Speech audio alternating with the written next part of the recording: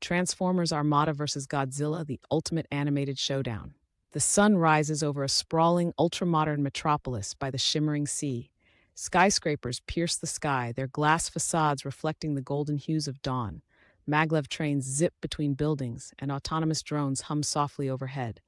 The city is alive with the rhythm of daily life. What's up, everyone? Today we're diving into an epic clash that transcends universes. Transformers Armada taking on the legendary Godzilla. This isn't just any showdown, it's a fusion of technology, biology, and sheer power. Cut to scenes of fishermen aboard advanced hydrofoil vessels equipped with cutting-edge sonar technology. Their screens flicker with erratic signals, waves spike unexpectedly. First off, let's set the stage. Strange seismic activities are recorded along the Pacific Rim, massive tremors reaching magnitudes of 8.5 and above. Fishermen notice anomalies, rogue waves, and unusual patterns in marine life behavior.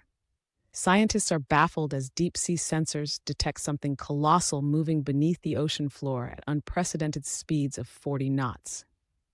The ocean surface bulges before exploding upward as Godzilla emerges. Towering at 120 meters, his scales glisten with bionuclear energy. And here he is, the king of monsters himself. Godzilla surfaces, his dorsal fins crackling with radiation levels off the charts. His emergence isn't just a physical threat, it's a bionuclear event. Global news networks flash across the screen. Experts debate, charts display radiation levels, maps show projected impact zones. Media outlets worldwide are in overdrive. Dr. Yamada from the International Kaiju Research Center warns that Godzilla's path could lead to catastrophic damage exceeding $500 billion. Economists predict global market fluctuations, while ecologists raise concerns about the radioactive fallout impacting biodiversity. Advanced fighter jets, equipped with laser cannons and experimental weaponry, streak across the sky. The military isn't holding back. They've deployed their latest arsenal, particle beam weapons, railguns firing hypervelocity projectiles at Mach 7, and unmanned combat drones with AI-driven tactics. But here's the kicker. None of it works. Godzilla's hide absorbs the energy, and his regenerative healing factor nullifies any damage. An emergency UN summit is held via holographic communication. Faces of world leaders appear solemn. With the crisis escalating, the United Nations invokes Article 7 of the Earth Defense Treaty. They reach out for unconventional assistance. The situation demands more than human technology. It requires extraterrestrial intervention. Deep within Cybertronian headquarters, the Autobots monitor the unfolding events on a massive holodisplay. Enter the Autobots. Hidden in their base within the Sierra Nevada mountains, they intercept the distress signal. Optimus Prime, ever the leader, recognizes the magnitude of the threat. He convenes the Autobots, emphasizing that Godzilla isn't just a monstrous beast, but a force of nature that could disrupt Earth's very core. Teletrain their super-advanced AI, analyzes Godzilla's energy signatures. It notes that Godzilla's cells, dubbed G-cells, exhibit unprecedented mutagenic properties and energy absorption capabilities. The Autobots discuss historical data, including Godzilla's previous clashes with other kaiju and even mechas like Mechagodzilla, highlighting his ability to adapt and overcome engineered adversaries. Optimus declares, "Our mission extends to protecting all sentient life. Earth has become our home, and we cannot allow it to fall." With unanimous agreement, they prepare to mobilize. But they know that confronting Godzilla requires more than brute force. It demands strategy, innovation, and perhaps alliances they hadn't considered before. In a subterranean lair, the Decepticons observe the chaos with calculated interest. Meanwhile, Megatron sees an opportunity. He muses, "If we can harness Godzilla's power, the Decepticons would be unstoppable." He contemplates utilizing Godzilla as a living weapon against the Autobots and Earth's defenses. Starscream, ever the opportunist, suggests using their Cerebro Shell technology to control Godzilla's mind, a risky move given the creature's unknown neural complexity. Shockwave proposes dissecting Godzilla's genetic makeup to create an army of biomechanical hybrids. The Decepticons' ambitions could spell disaster on a universal scale. The Decepticons deploy, cloaked from Autobot detection. Their objective: study Godzilla up close and find a way to turn the tide in their favor. Laserbeak and Ravage are sent as scouts, gathering intel on Godzilla's patterns and behaviors. The Autobots arrive at the decimated city, transforming amid the rubble. First contact. The Autobots attempt to engage Godzilla. Jazz tries to communicate using subsonic frequencies, hoping to reach any semblance of consciousness within the beast. Unfortunately, Godzilla perceives them as new threats, perhaps reminiscent of prior mechanical foes. The battle is intense. Godzilla unleashes his atomic breath, a beam hotter than the surface of the sun, reaching temperatures upwards of 1 million degrees Celsius. Autobots scatter as buildings vaporize. Optimus orders a strategic retreat, acknowledging that direct confrontation is futile without a new plan. Despite their advanced weaponry, including ion blasters and energon swords, the Autobots barely scratch Godzilla. His regenerative factor, powered by nuclear fission within his body, repairs damage almost instantaneously. Ratchet reports that their weapons are only at 0.02% effectiveness against Godzilla's mass and durability. Unexpectedly, Megatron contacts Optimus via encrypted channels. Megatron proposes an alliance, stating, "Even we cannot rule over Ash's Prime. Together, we might stand a chance." It's a shocking turn of events. The Autobots are skeptical, but the dire circumstances leave little room for pride or mistrust. After tense deliberation, both factions agree to a temporary truce. Ground rules are set: cooperation in battle, sharing of resources, but no exchange of strategic assets or sensitive information. It's an alliance born of necessity, teetering on the edge of betrayal. Teams are formed integrating Autobots and Decepticons. The unlikely pairs, Bumblebee with Barricade, Ironhide with Brawl, must put aside ages-old enmity. They share data on weapon systems, defensive strategies, and most importantly, insights into Godzilla's potential weaknesses. Perceptor and Shockwave collaborate in a makeshift lab.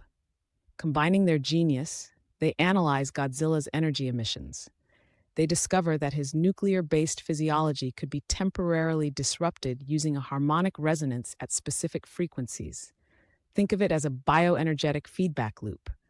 They work to calibrate a device capable of emitting this resonance without causing irreversible damage to Earth's biosphere. They retrofit their weapons with resonance generators. The minicons play a crucial role here. Their ability to combine and amplify power sources is essential. By merging Cybertronian tech with Earth's quantum computing advances, they push their equipment beyond previous limitations. The plan is multifaceted. Aerial units will deploy the resonance devices at key points around Godzilla.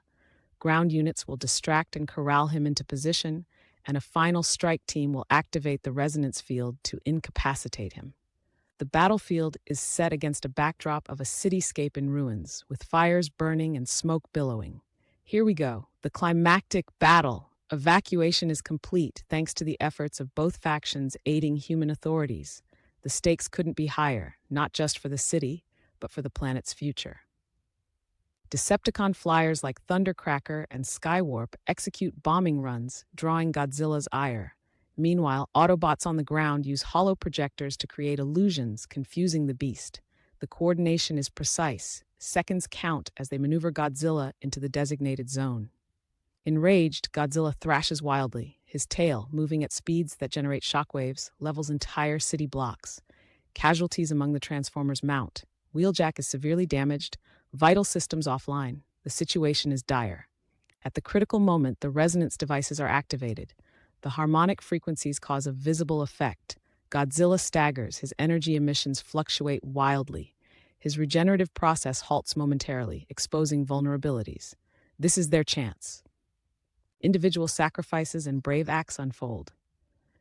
Seeing an opportunity, Grimlock charges in, using his Dinobot strength to strike at Godzilla's weakened knee joints.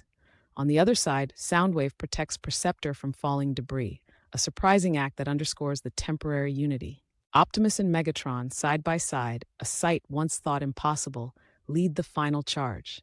They combine their firepower, channeling energies beyond their usual capacity.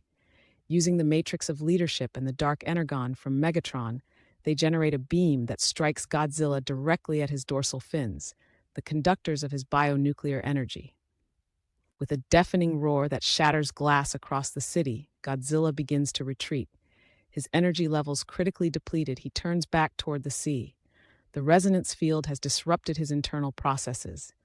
As he disappears beneath the waves, sensors indicate that his nuclear signatures are diminishing. The dust settles. The city is a landscape of devastation. Recovery efforts begin immediately. Estimates suggest that reconstruction will take decades, with economic impacts felt globally. Yet there's a sense of victory. Humanity witnessed not just the defeat of a monumental threat, but also the possibility of reconciliation, even if fleeting, between warring factions. As the immediate danger passes, tensions resurface. Megatron states coldly, "Our goals remain opposed prime, until we meet again." The Decepticons depart, taking with them data and perhaps a newfound respect for their adversaries, but also harboring intentions that could spell future conflicts. Optimus addresses the Autobots. "Today, we stood united against a force that threatened this world. Let us not forget the cost of our own conflicts. The true challenge lies not just in defeating our enemies, but in understanding them." His words resonate, highlighting themes of unity, responsibility, and the greater good. An underwater shot shows Godzilla descending into the abyss, bioluminescent sea creatures surrounding him. In the ocean's depths, Godzilla enters a state of hibernation. Scientists speculate that he will regenerate over time, perhaps adapting once more. His role as both destroyer and guardian remains a compelling enigma. Back at the Decepticon base, plans are hatched. Analyzing the battle data, Shockwave, and Soundwave discuss potential applications of the bionuclear energy patterns observed. Megatron hints at creating a new weapon, or perhaps even attempting to replicate Godzilla's abilities within a Cybertronian framework. So what does this epic showdown teach us? Beyond the jaw-dropping action and stellar animation, it's a narrative about collaboration in the face of overwhelming odds. It challenges characters and us to rethink alliances and consider the bigger picture.